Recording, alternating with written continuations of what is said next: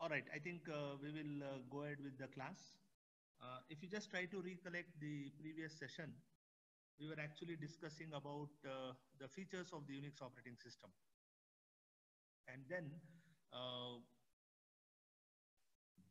some of the features that we went through on the other day was actually the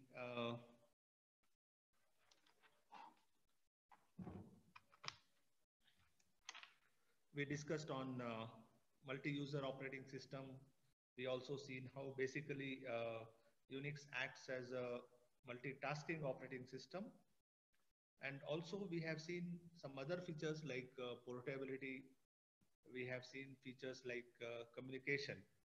And in fact, we spent quite good amount of time in trying to understand the communication feature of Unix operating system.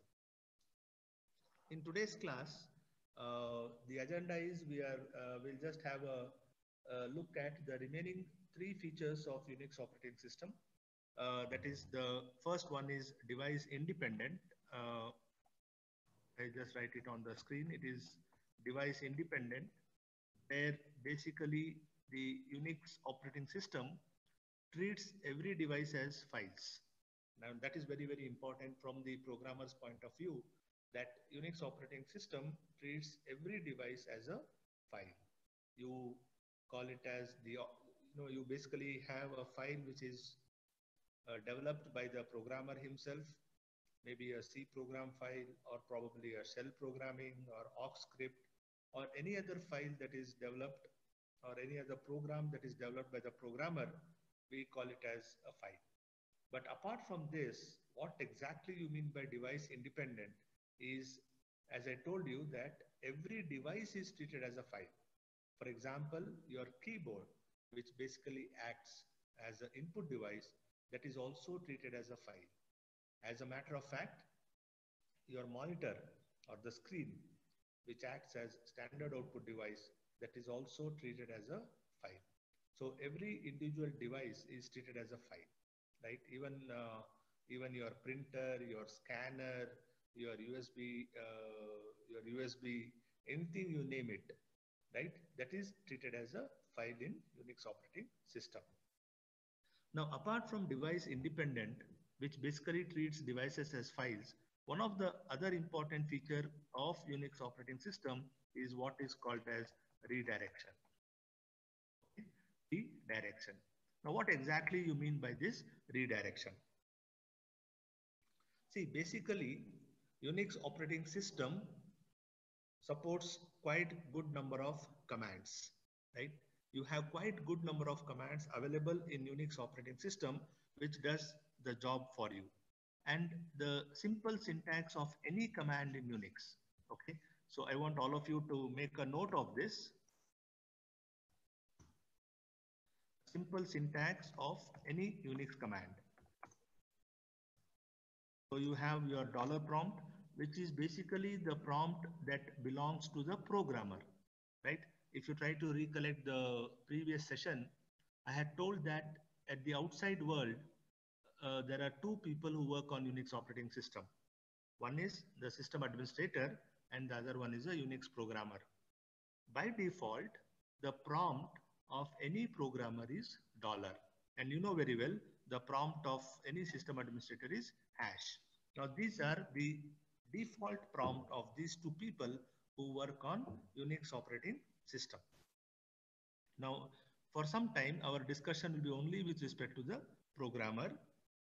So, the syntax of Unix operating system is you have a command, right, followed by the options, followed by the file name. Now, this is a simple syntax of Unix operating system. You have a command followed by options, followed by the file name, right? Now, if you try to recollect the command that we discussed the other day, right? We discussed a command called as write. And I hope Abita is there. So Abita had sent a message to her boyfriend and she said like this, write ABF. Now, when you look at this syntax, or sorry, the example, which is there in line number 5, I have written write ABF. Write is a Unix command which basically, as you know, allows you to broadcast the message to the destination person's terminal, and ABF is the destination person login. And you know the drawbacks of the write command also, right? Now, in this case, the write actually acts as a command, and ABF basically acts as a file name. You know why? Because the output of the write command is actually flashed onto the destination person's terminal. And just now I said that Unix treats everybody as file. Every individual device, Unix treats it as a file. So your terminal is also a file for Unix operating system. Now, as far as the commands are concerned, it depends upon the usage of the command, right? The options is not mandatory. It depends upon, as I told you, it depends upon the usage. So sometimes you may land up giving the commands without any option, and sometimes you do make use of options to carry out your task. Now, Unix supports quite good number of commands, right? For carrying out varieties of tasks that is basically a programmer is required to carry out. But sometimes what happens, there might be a situation where, say for example, you are trying to carry out a task, and then you find out that in the whole database of Unix operating system, you do not have any command that is available to you. Okay, for example, right, let me tell you, right, let us say, for example, there are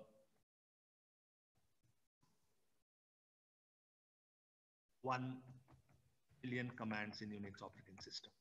Okay? And you have mastered all these 1 million commands of Unix operating system.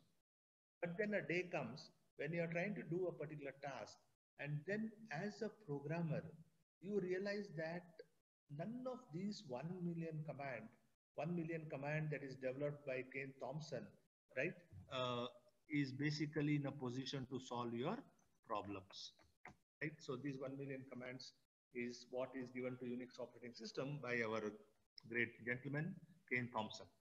So what you do is, you come and ask me that, sir, I have a particular task, and none of these 1 million command works, right? So let us say, for example, as I told you that our Abhita is a great programmer, so she has this particular problem. So what Abhita does is, she will fly all the way from Bangalore to New Jersey. She will go to AT&T Bell Laboratories, and she will meet Ken Thompson. Right? It's an honor, it's a privilege to meet a person of Ken Thompson's caliber, actually. So Abhita goes to Bell Laboratories and meets Thompson and says that, you know, Mr. Thompson, I am totally unhappy with you. And Thompson says, why, what happened? Abhita says that I have been working on Unix operating system for quite long. And then I have mastered all the commands that is a part of the OS. And then now I have a particular task. I have a particular application that needs to be carried out. And hence what happens is I'm unable to carry out that particular task, right? So what Thompson does is, just imagine, okay, now just imagine for the task that Abhita has to carry out, Thompson lands up adding one more command in his operating system. Okay, so let us say this is a totally new command. So it is 1 million plus one more new command exclusively designed to carry out the task which Abhita as a programmer is interested to do it. So Abhita happily walks out of the Bell Laboratories. She spends some time in and around, and then Murray Hills is actually a very good place to see. And then afterwards, Abhita takes flight back to India or Bangalore. Days progresses, and then sometimes down the line, one more thing happens is there is another student of our class, let us say Arvind. He's also a good programmer, expert programmer like Abhita. Now Arvind is stuck up with a particular problem statement, and Arvind draws conclusion that the 1 million command that Kane Thompson has designed, plus also the new command which Thompson has designed for Abita to carry out a task. So put together this 1 million plus one more command, I am unable to do my task. So what Arvind does, Arvind follows the footsteps and he also goes to Bell Laboratories, meets Thompson's, discusses his problem, and then Thompson says, okay, Mr. Arvind, I will not disappoint you. I will also develop a new command which will carry out your task. And then Arvind also walks out with one more command of Unix operating system. So now I have 1 million command plus one command exclusively designed for Abita, then one command exclusively designed for Arvind. So even though I say that these are two different new commands that are designed, it is not that only these two programmers should use these commands. As a matter of fact, every one of us can use these new commands developed by Thompson if we are also carrying out the same task or the same application what these two programmers Arvind and Abita had done. Okay, that's fine. I mean, we are getting a solution for this problem. But also understand there are so many programmers across the globe who work on Unix operating system. And if every programmer, correct, comes out with these type of issues, and every now and then these programmers go to Bell Laboratories to meet Thompson, and then ask him for a new command, right? I don't know about the programmers because programmers will go to Bell Laboratories only once. But imagine the state of art of the situation of Thompson. He will go mad, right? And we don't want that, right? And Kane Thompson is more intelligent than any one of us on this earth as far as Unix programmers are concerned, correct? Now, what Kane Thompson does is, as a matter of fact, let me tell you very honestly, with the concept of this redirection as one of the important feature introduced by Thompson, right? Both these programmers, Arvind and Abita, will never go to Bell Laboratories. Believe me, no programmer on this earth will go to meet Thompson exclusively for telling that there is no command in the database of Unix world which does my job. And that is where the concept of redirection comes into picture. And this, right? Now, what does this redirection tells? Redirection is an ability of the operating system to send its output anywhere else apart from standard output device, right? Now, what does it mean? Just have a look at the screen. When Abita said write ABF and press enter key, as I told you, the operating system was waiting for Abita to type in something. Understand this, right? It was waiting for Abita to type something. Now what happens is, by default, the output of any command of Unix operating system is on the screen. But sometimes, depending upon the requirement, you may probably want the output to be sent somewhere else, right? Probably you want to send it onto a particular file. So what you say, you use a greater than symbol, which is called as the redirection symbol. Understand? So you say redirection followed by, let us say, a file name called as test. So if you look at line number 5, you have write, which basically acts as a command. You have ABF, which is a parameter to that command, followed by greater than symbol, which is actually called as redirection. And what follows redirection is always a file. Understand this. What follows after redirection is always a file. And then when you press enter key, you will get a dollar prompt, right? So that the successful return of the dollar prompt indicates two things: that the job has been successfully done by the operating system, and the output of that particular job is redirected to a file called as test. Okay. Of course, I will give you examples of this because write command does not have any meaning. Please understand. Even though there is a feature called as redirection in Unix operating system, right? This particular feature cannot be used for all the commands which are there in Unix operating system. The redirection should make some sense. Okay, so that is one aspect of redirection. Now coming to the problem of Abhita and Arvind, to be more specific. Okay, now what happens is, what Thompson says is, I know that to carry out your particular task, Unix operating system do not have a particular command. But there is a concept of a mechanism in Unix called as piping. Right? I want all of you to make a note of it. There is a mechanism in Unix called as piping.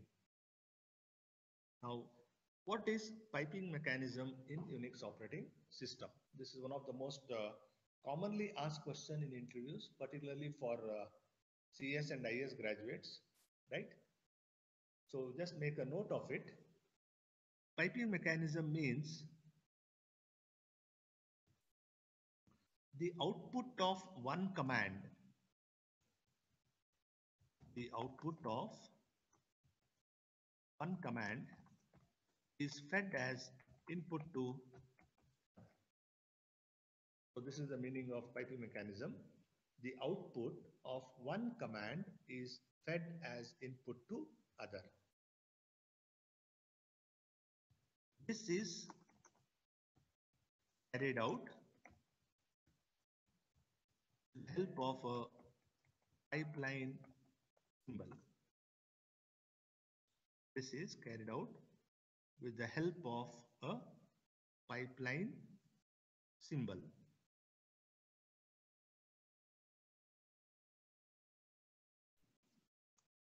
This one, right? And hence it is called as piping mechanism. Okay? Hence it is called as a piping mechanism. So let us see the syntax. So you have command 1, pipe it to command 2, and then you press your enter key.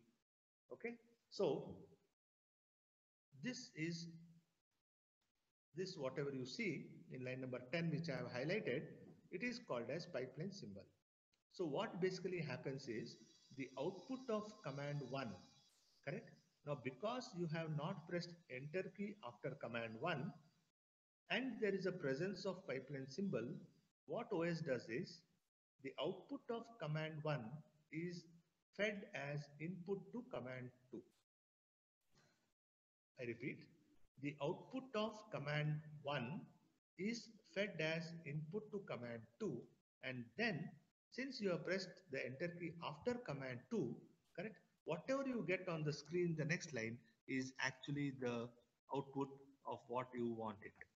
And this particular output, which you see in line number 11, 12, and 13, is that particular output which probably Abhita or Arvind, or as a matter of fact, any programmer on this earth could not get with the help of only one command that is available in Unix operating system. So what you do as a programmer is you combine more than one command. I can in simple terms put it that combination of two or more commands separated by a pipeline symbol. That is the beauty of Unix operating system. Got it? Combination of two or more commands in Unix operating system separated by symbol, that is pipeline symbol, we call it as piping mechanism. Redirection and piping actually goes hand in hand. Now, before I give some time for you to ask questions, let me tell you one more point. There is no restriction as to number of commands a programmer can use in the pipeline symbol. Right? You can use it because it's a democratic country. But please understand one thing, that nobody on this earth, including Thompson, will tell you, right, that this is how, what should I say, these are the commands, right? That is best way of telling. These are the commands which you can use it for pipeline symbol. Okay, you tell your application, I will design a piping mechanism for you. That should be the spirit of the programmer. Okay, so as and when I introduce you the commands over a period of time, I will also tell you how piping mechanism can be used, can be built with the combination of various commands to carry out our own specific task or probably the application. Suppose if I have three commands, so command 1, command 2, command 3, and then you press your enter key here. Okay. So again, what happens in this case? The output of command 1 is fed as input to command 2, and then output of command 2 is fed as input to command 3, and then after command 3, when you have pressed enter key, whatever the output you get, that is the output of your application.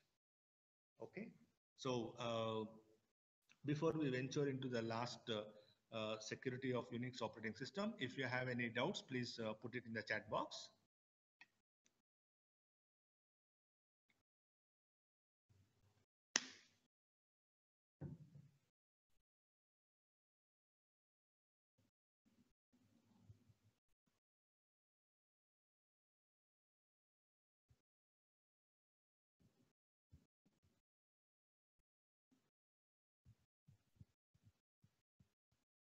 I think everybody are very clear with the theoretical discussion on redirection and piping.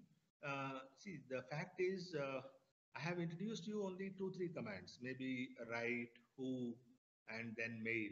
Okay, so these commands are not so worth to be used, as a part of piping mechanism. But definitely, who can be used. But I will introduce you to some more commands in today's session after the features, and then we will also do some examples on piping mechanism. Over a period of time, as and when there is an application for us to develop, we will try to solve that particular application using one single command. Ilandra, we will use the piping mechanism. So I don't see any questions asked in the chat box, so I will proceed with the I'll proceed with the discussion. So, all right. So let me go back.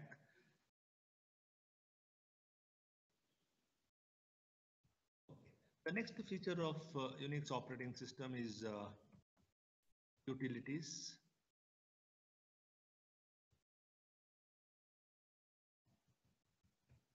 Okay.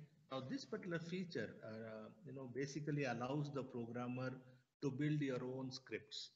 There are quite good number of utilities available in Unix operating system. Some are commands which are called as utilities. More on this we will see, after some time, because they are considered to be the most powerful commands of Unix operating system. Okay, and apart from that, I have told you that Unix supports shell scripting and awk scripting. Awk scripting is also actually called as a awk utility. Okay, so we are going to look at those utilities over a period of time. And the last feature that is available in Unix operating system is what is called as security. Right now, you have to be extremely careful with the security. There is a question in the chat box.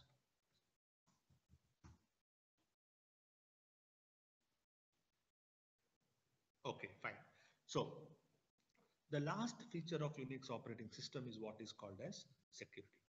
So I want all of you to be very, very, careful in understanding what is this security feature all about and how it plays an important role in the world of Unix operating system, right? And then after I let you know the security, I will leave the platform open for some questions, and then we will take a small break of 2-3 minutes, and then we will continue with the commands, because this will finish one particular subtopic of your module 1.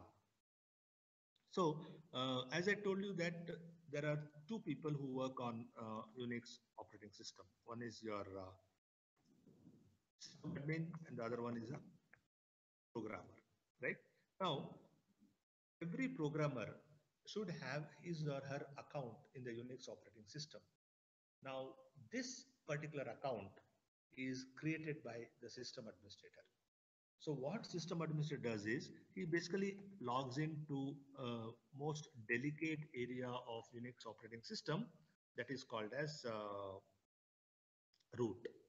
And then the system administrator gives the password, correct? And then once he gives the uh, password for root, operating system gives him the prompt as hash. Okay, so this I'll show you afterwards, right? Operating system will give you the prompt as hash.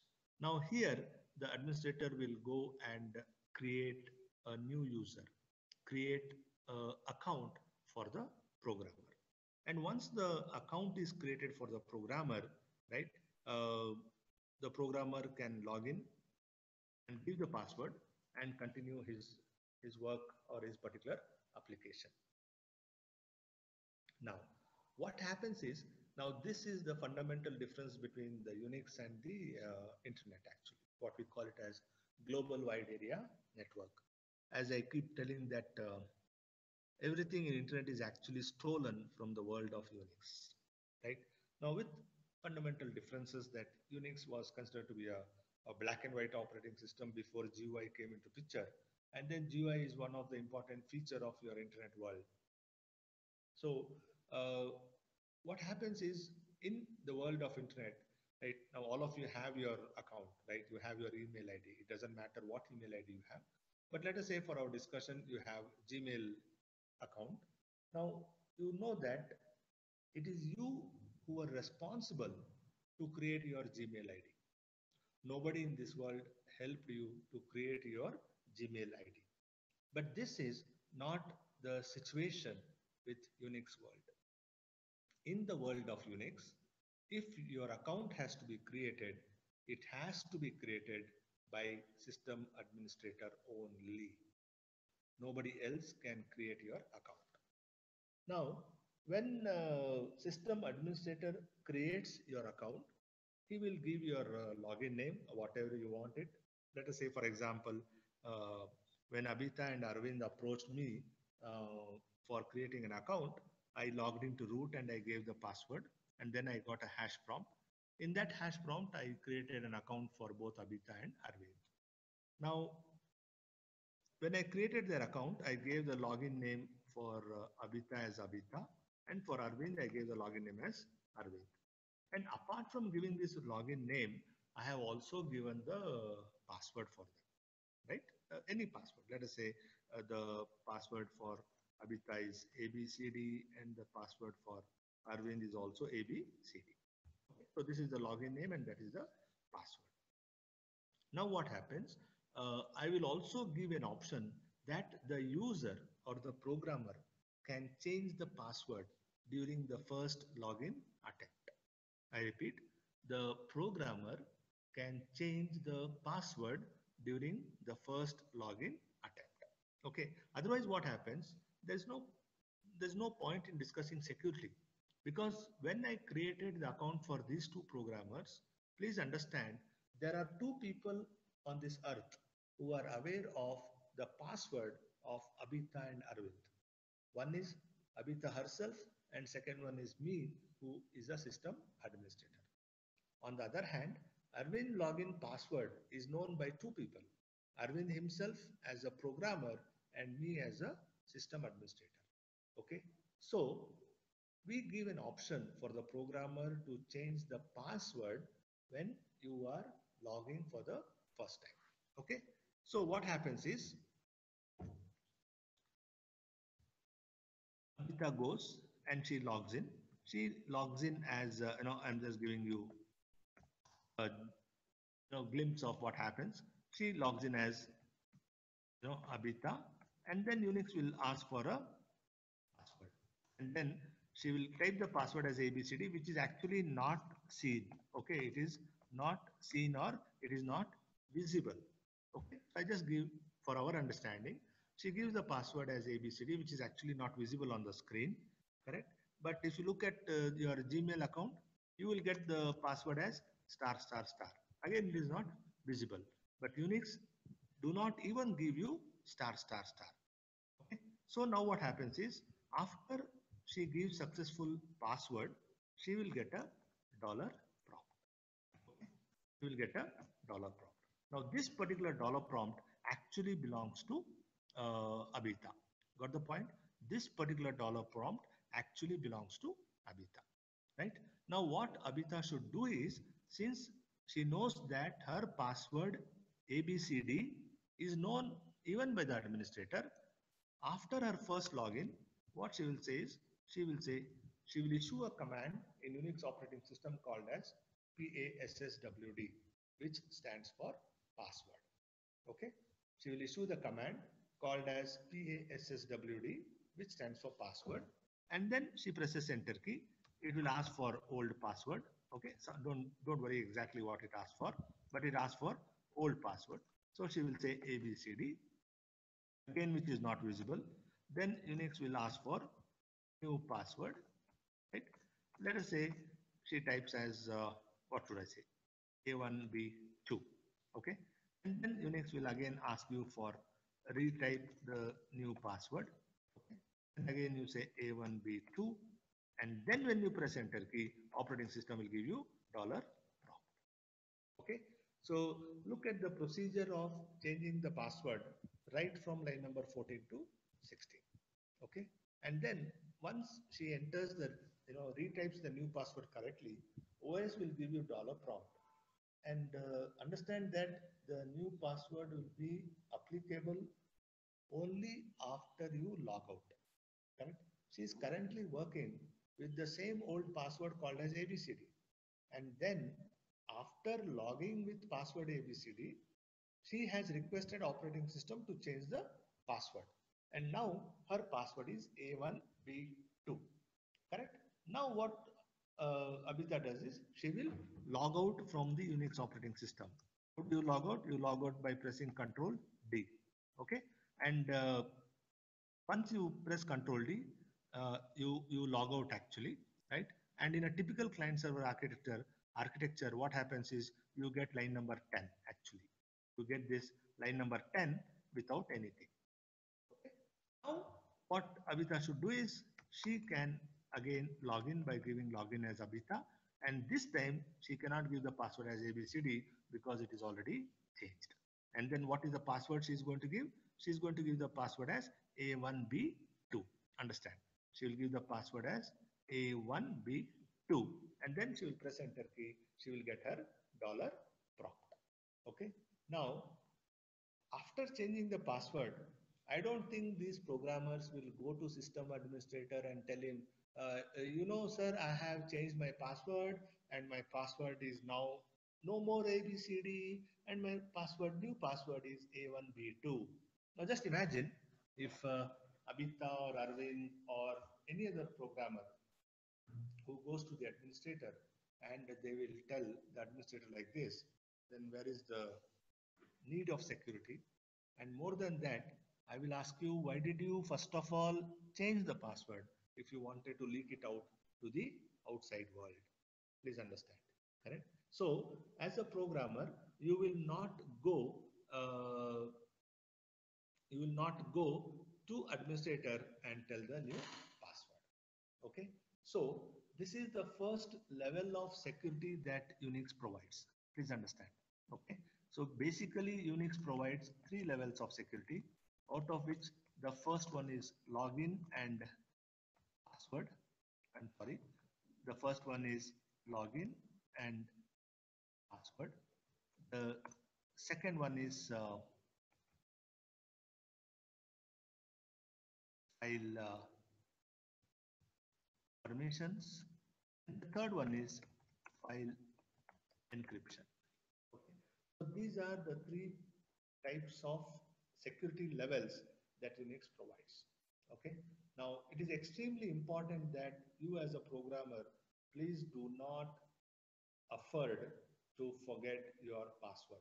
Okay. It is very, very important that if, what do you mean by forgetting the password?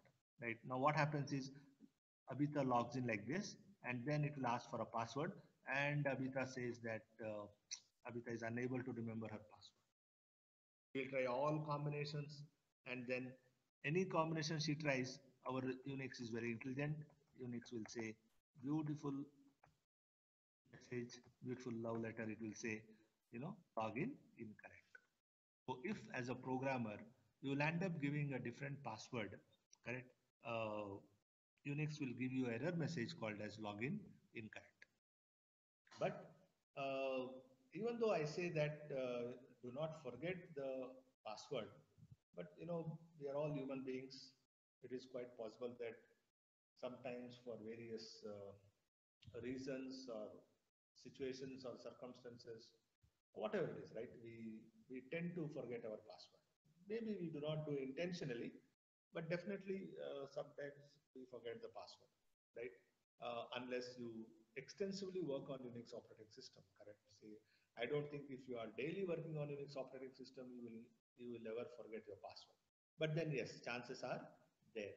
So when you forget the password, I'm talking about the login password. Please understand. When as a programmer you forget the login password, the only person who can help you in this world is none other than system administrator. I repeat, the only person who can help you in this world is none other than system administrator. Not even Guru Prasad or Kane Thompson will help you in this, right? So system administrator will definitely help you for the recovery of your password, right?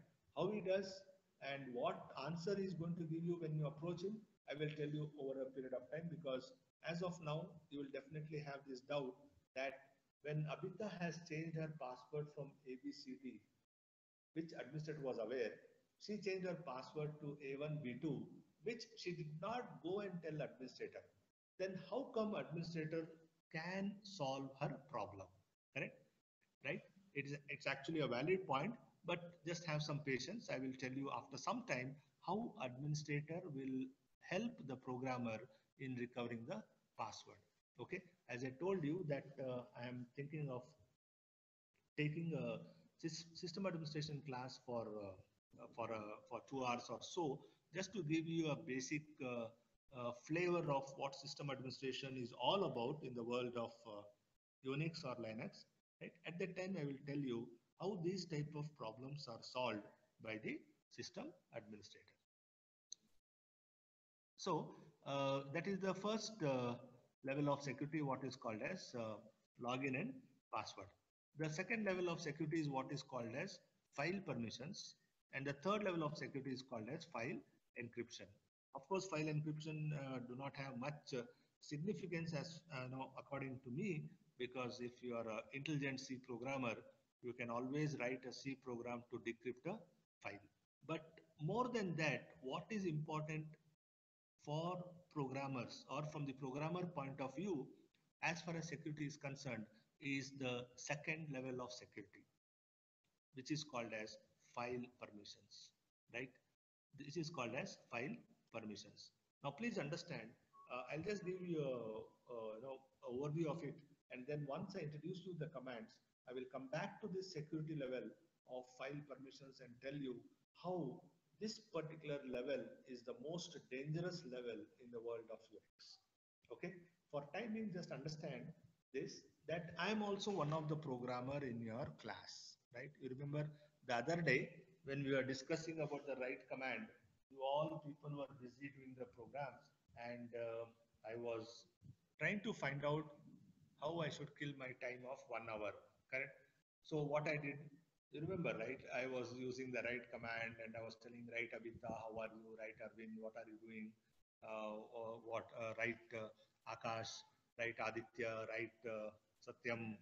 Correct. I could just recollect some of the names, and then I'll just say, what are you doing? Why are you doing? Because my whole idea was to actually kill the time. Okay. But then just imagine two things. I am a fellow programmer in your class, correct? And my login is NGP. And I am a ordinary programmer. Please understand. I am a ordinary programmer. I'm not a system administrator. Understand? Okay. I'm not a system administrator. I'm an ordinary programmer like you. And I do not know your login and password. Okay. So listen carefully. I am ordinary programmer. My login name is NGP. I am not a system administrator and I do not know your password. Forget about login. Login, anybody can come to know the login because the output of who command will always give you different logins. It is not a big thing, right? Login is not a big thing. What is big thing is the password. So I do not know your password, but still, please understand, as an intelligent programmer, I can delete all your files by going into your area, what we call it as a directory. By going into your directory, I can delete all your files. You will never come to know in this world who has deleted it. So that is why the second level of security, what I call it as file permissions, is extremely important and you have to be very, very careful with that. Okay. So as I told you, just understand this as far as now. I will tell you more detail about how these file permissions have to be are implemented in Unix, how you can go to somebody else login and delete the file, and how you can protect others to come to your login, right? Both I will tell you, and then it is left up to you to what extent you want to use the second level of security. Okay, so before I wind out these features of Unix, let me tell you one more thing. All this discussion is fine, but system administrator is superior, right? No communication feature of Unix, no communication command of Unix, no security level of Unix can provide can stop, right? I'm sorry, can stop system administrator from doing anything. Okay, if I am a system administrator, I can do whatever I want with any programmer I want. Please understand this, right? I can delete your files. Forget deleting files, it's a very small thing. I can delete your login within no second. One enter key will totally whitewash your login from the world of Unix. Okay, even though you remove the permission for me to see the file, but as administrator I can see the contents of your file. Correct. So security has got nothing much to do with administrator. But let me also tell you, in the real world, we as system administrator, actually speaking, do not have so much time to do all these type of cheap activities in the world, right? Administrators are very professionals. Of course, programmers are also, right? So being a professional, correct, these type of things does not suit to any one of us, okay? Even an administrator or even a programmer. Okay, so this is the end of the features of Unix operating system. Okay, I'll give you some time. If you have any doubts, please pose it on the chat. Hold on, I have a question here. Okay, I have a question. If the user does not know the password in Unix platform, after several attempts, he can contact another person so he can change user password. See, any process in Unix has to happen only in root login, correct? So the doubt here is how come or how is that another software person will have the root login, correct? And if any person has your architecture's root login or your system's root login, then he has to be administrator, right? So it has to be rooted only through system administrator. Yeah. Any other doubts? Yeah, if somebody wants to basically ask doubt through audio, you can let me know. Correct? I can unmute you. You can ask your doubt if somebody is so keen in speaking.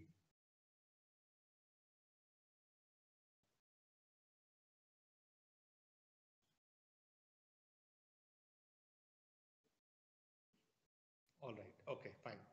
I don't think there is any other doubt. Okay. So let us proceed. And before I venture into the commands of Unix operating system, let me introduce you one important concept in Unix, what is called as file system. Right? Of course, I'll send you a couple of points of this in the form of notes to you, but just try to understand what is this file system all about. Actually, in the world of Unix, as I told you that in the device independent feature of Unix, that Unix basically treats every device as file. And hence, it's important for us to know what is a file system. The file system actually is a logical collection of files on your disk in the operating system, correct?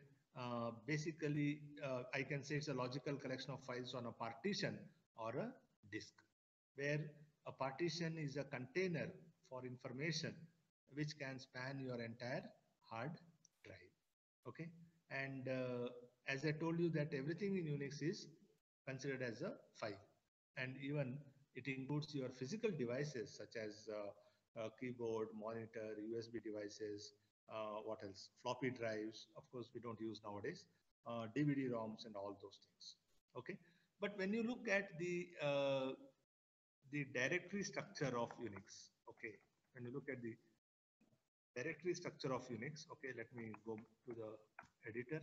Okay, so when you look at the directory structure of Unix operating system, Unix actually uses a hierarchical file structure. Understand?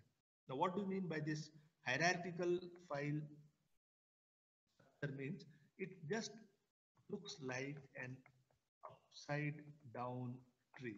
Understand? It looks like upside down tree, right? Now, all of you have studied trees in your data structures, in your data structure course. The way how the data structure tree looks like, Unix tree structure also looks in a similar fashion. It exactly resembles your tree data structure. Now, how it resembles? You very well know that the top node of the tree is actually called as the root node, right? Now, this particular root node is actually denoted by slash in Unix operating system, right? This root node is actually denoted as slash in Unix operating system. And below this root node, you have quite good number of other files.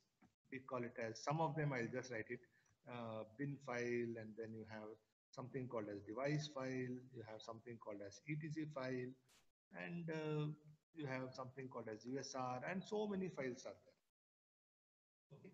Now, this bin is also called as a directory under root. Okay, this bin is also called as a directory under root, and hence it is preceded by this root symbol. So slash bin. So whenever you encounter something called a slash bin, the understanding is bin is a directory in root. Okay, that is why it is called as slash bin. Right now, if I say slash etc, it means what? etc is a directory, or etc is a file under root. Okay. Now in etc, you have one more file called as passwd. Understand? Right? You have a file called as passwd. That means what? Password file is a file in a directory called as etc, which is a directory under root. I repeat, password file is a file under etc directory, which itself is under root. Okay. Now, the significance of this etc directory is it basically consists of system administrators directory commands. It also consists of configuration of the files, configuration of the disks, and also what should I say? It allows validation of user, right? And all these things are actually available in this particular etc directory. Okay. Similarly, bin directory, right? This is the place where executable files are located, and these are available to all the programmers or all the users.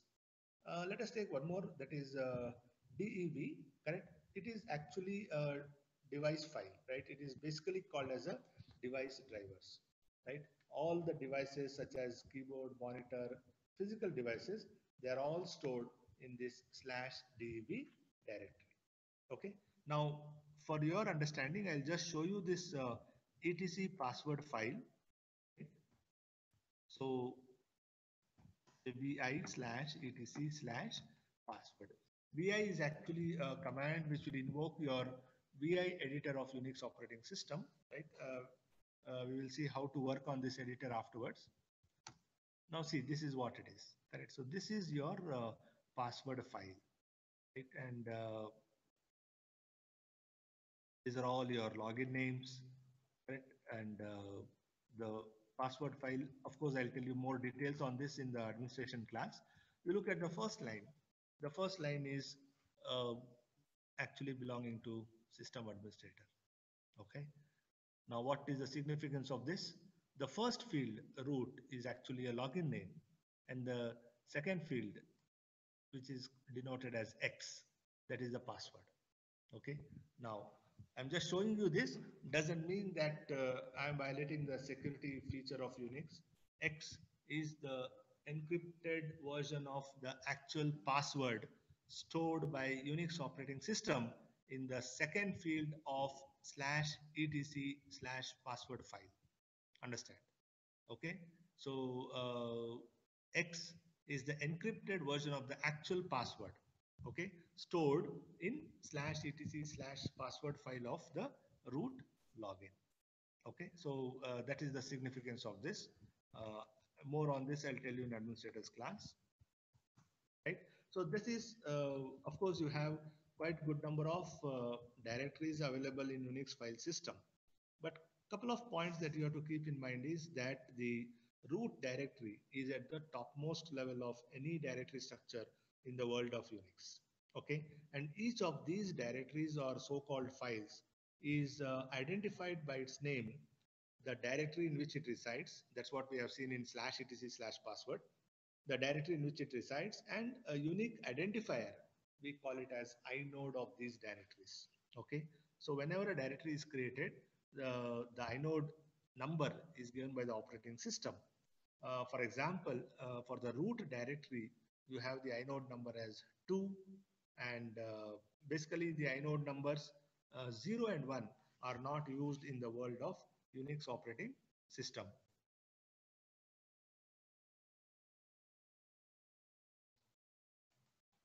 Okay, and the file inode numbers, correct, can be seen with the help of ls command.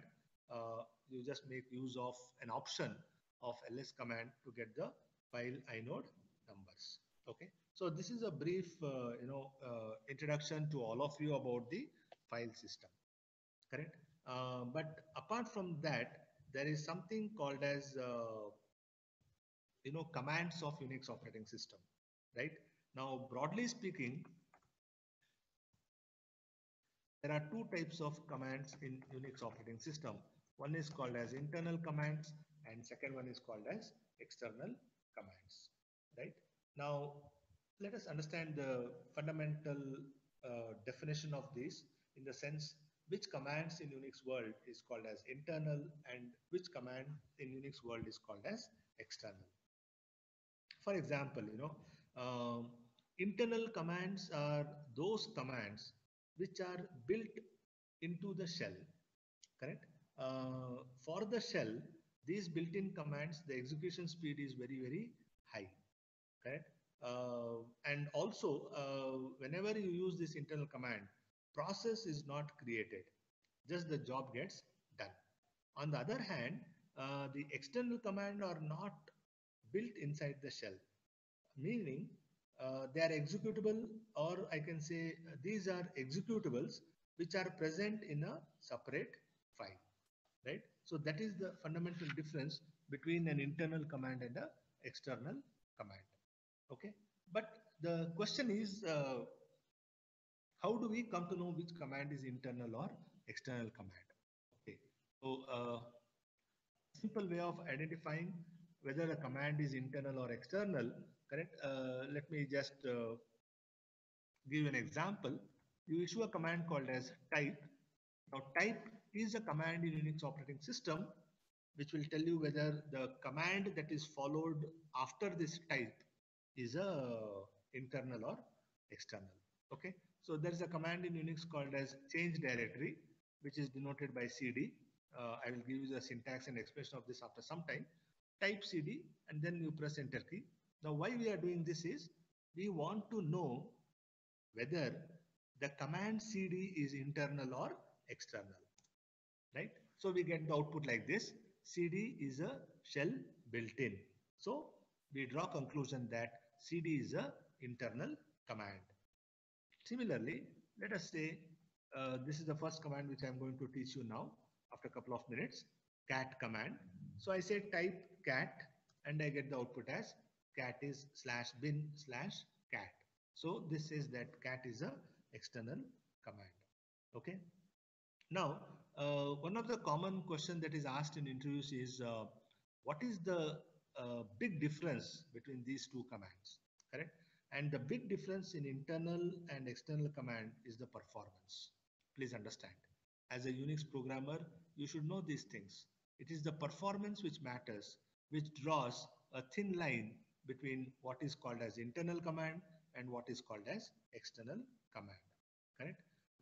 Internal commands are much faster when it is compared to external command, and for the simple reason that no process needs to be spawned actually for the internal command, since they are all built in the shell, correct? So but as the size of your program, or probably the size of the application, the size of the script that you develop keeps on becoming big, it gets bigger and bigger. Using external command does a lot, and it adds to your performance. Okay, so be careful with this, that the difference between internal and external command is actually the performance. Okay, so and it is not that I'm going to use only internal command or I'm going to use only external command, correct? It all depends upon your application. Okay, so the question is whether should I use internal or external does not have any significance, correct? There's no meaning, correct? Because if somebody says which is better, shall I use internal command or shall I use external command? I mean, I don't think I can give you an answer for this. As a matter of fact, no Unix professional can give you answer for this, because it all depends upon your job, correct? You will end up using the command which is suited for your application. So where is the question of sir ನಾನು ಯಾವ್ದು use ಮಾಡಲಿ, internal use ಮಾಡಲಾ, external use ಮಾಡಲಾ? It never comes into picture. Okay, so just keep doing your task. So that is the fundamental difference between the internal and external commands. So what we do is, I think I have around 20 minutes. What we'll do is we will just expose ourselves to some of the commands. Now here is one where Unix becomes more and more interesting. So most of my task will be showing you the execution of the command, and very less talking from my end. So first what we do is, I request all of you to also make a note of all these things. First we are going to look at is file manipulation commands. Okay, the first we are going to look at file manipulation commands. Okay, now in this, the first command that we are going to look at is called as cat, which stands for concatenation. Okay, which stands for concatenation. Now this particular command allows you to display the contents of the file. Okay, this particular command allows you to display the contents of the file.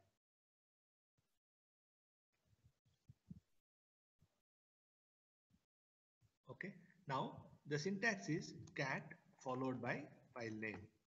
This is the syntax of your cat command, cat followed by file name. Now, apart from displaying the contents of the file, cat also allows you to create a file. Understand? Cat also allows you to create a file, for which the syntax is cat followed by greater than symbol followed by the file name. Please take the syntax. Cat followed by greater than followed by the file name. Okay, so that is the difference between creating a file using cat and displaying the contents using cat. If you are using redirection symbol, then you are trying to create a file.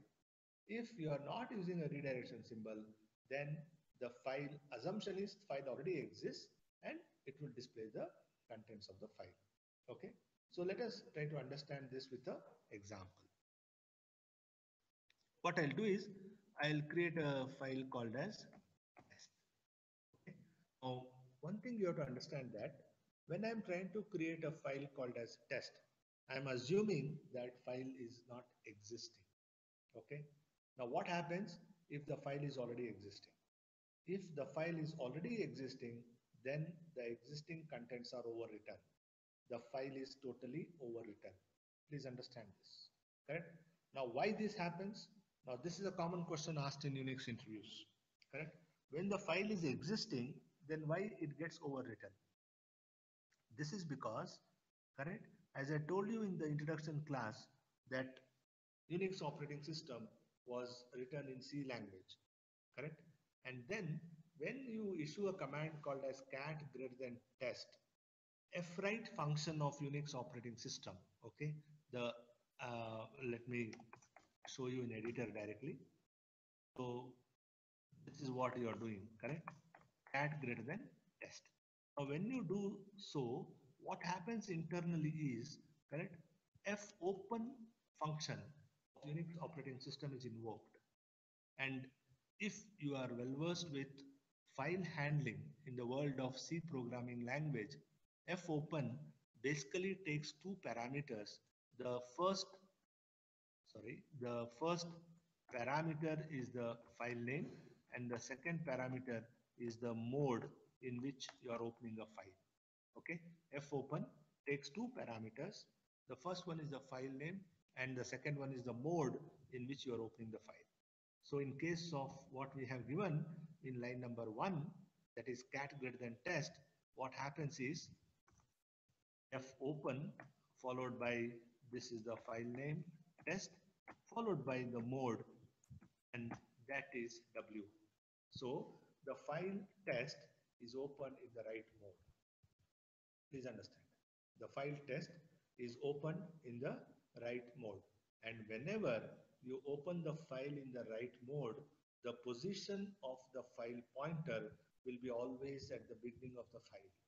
Please understand. As a computer professional, you should know what are the different modes in which a file is handled in the world of Unix and C programming, and what is the difference between all these modes in terms of the position of the file pointers.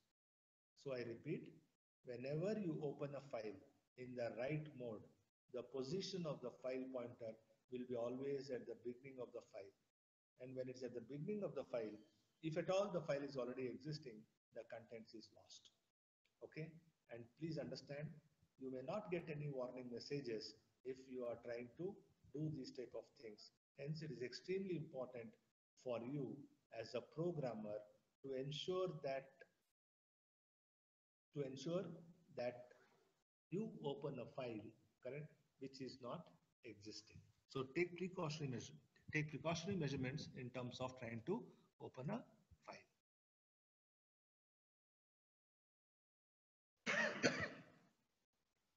Okay, so now I have this file with me called as test. So I'll remove that file, and then what I'll say is I'll say cat greater than test. Okay, so I'll say cat greater than test. Now I'm trying to create a file using test. Now when I press enter key, operating system is waiting for me here. Okay, so I'll just type some contents. Hello everyone.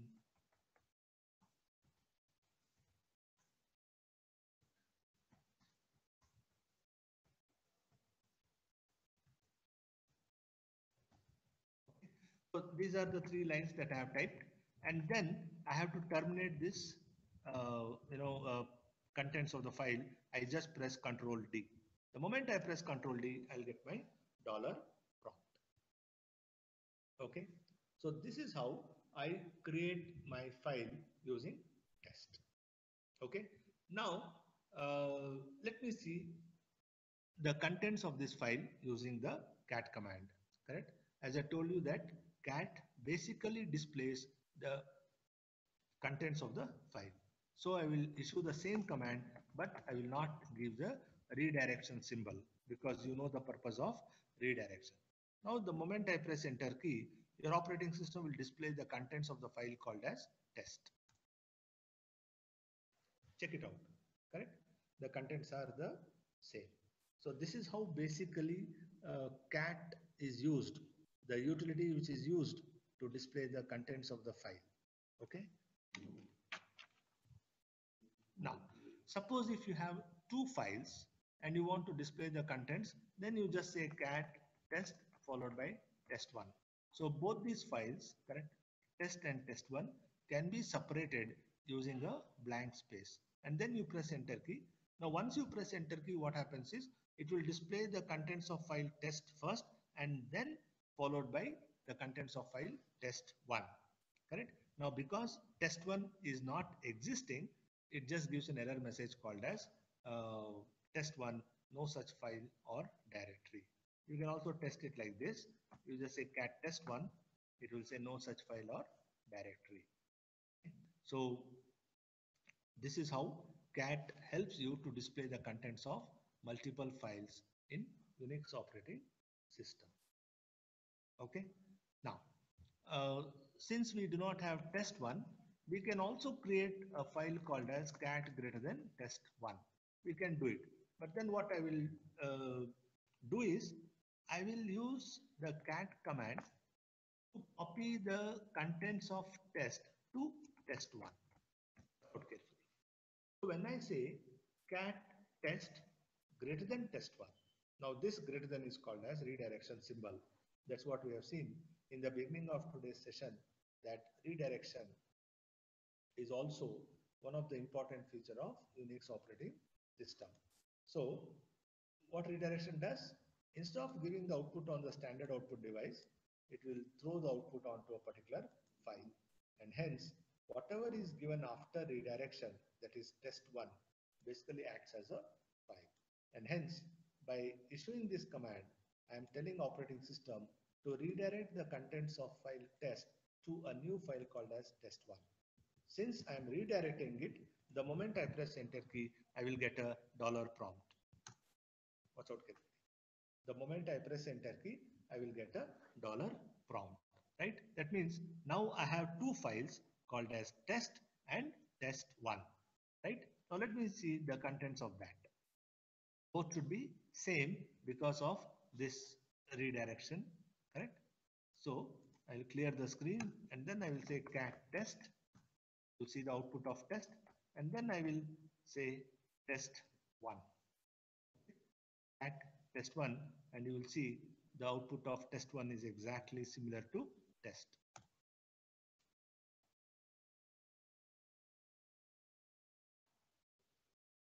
Okay, now I will display the contents of multiple files. So I'll just say test and then I'll say test1, correct? You see both gets displayed.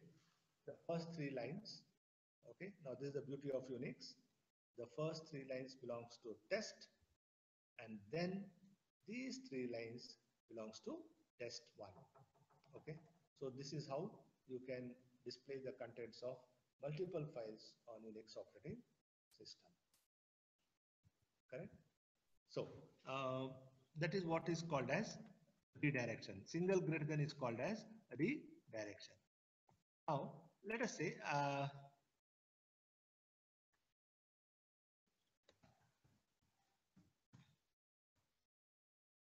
I will remove all lines in test1 and then I will save it, and then I will say cat test1. Watch out carefully. In the initial stage, when file test1 was not existing, it gave an error message called as no such file. But now test1 is existing, but it do not have any contents. So since the file is existing and it is not having any contents, correct, it will just give you $prompt. Okay, so what is the significance of this? Whenever you give cat followed by file name and OS just gives you the $prompt, the significance is file test1 is existing with no contents.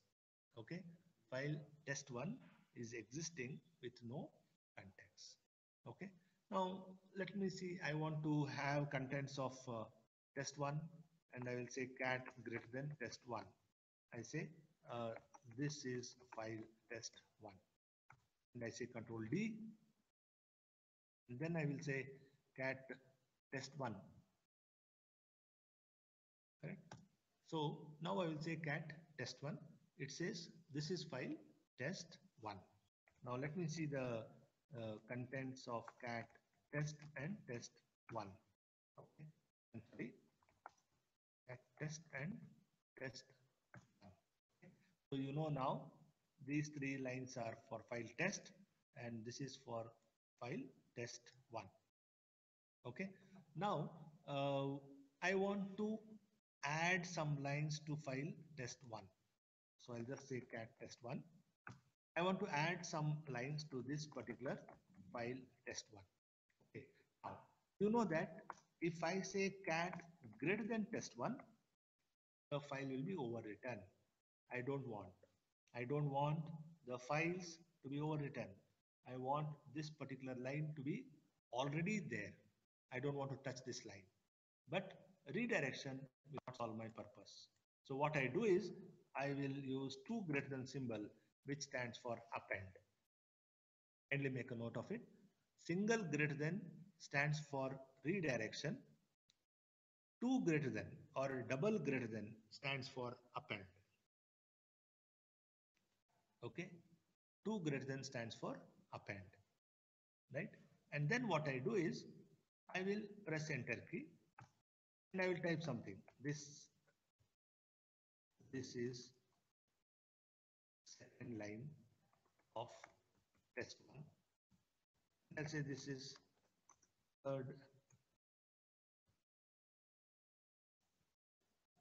test1. I'll press Control D. Okay. So initially I had this one line in test1. Then I have these two lines in test1. I have added. I have appended. So the result will be what? How many lines I will have? I will have 3 lines. Okay. So this is how basically your cat command works in terms of displaying the contents of the file, creating a file, overwriting a file, and also appending the file. Okay. Now, as I told you that whenever this redirection operator is used, fopen function comes into picture, wherein it opens the file in the write mode. Okay.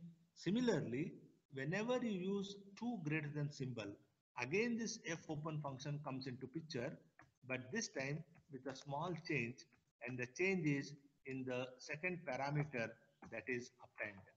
Okay. So if it is append, then if it is two greater than symbol, then the second parameter of fopen is A. If it is single greater than, that is redirection, then the second parameter of fopen function is W. Okay, so this is the basic reason how the cat command basically overwrites the contents of the file if it is existing, athwa it goes and appends the file at the end. And this appending is actually called as horizontal appending, correct? You see line number 1 is already there, and then second line and third line just gets appended after line number 1, right? So it is called as horizontal appending. Okay, so this is how basically your cat command in the world of Unix operating system looks like. Okay, so I think the next command and all will take a lot of time, but before that I'll just tell you, now we have created two files. Let us see where those files are already. So you just say ls command, which will basically list the files in your directory, and more of these commands we will look at in tomorrow's session. So if you look at this, you have a couple of files in blue color. It is nothing but the directories, so don't worry about that. But you will also see there are 3 files with white color, so don't worry about the examples one. You look at the remaining 2 files. One is called as test and the other one is called as test1, correct? Both these files were created by us just now as a programmer, right? So these files are created successfully. So ls command basically lists the files in the directories. Okay, so more on this. we will see in tomorrow's session.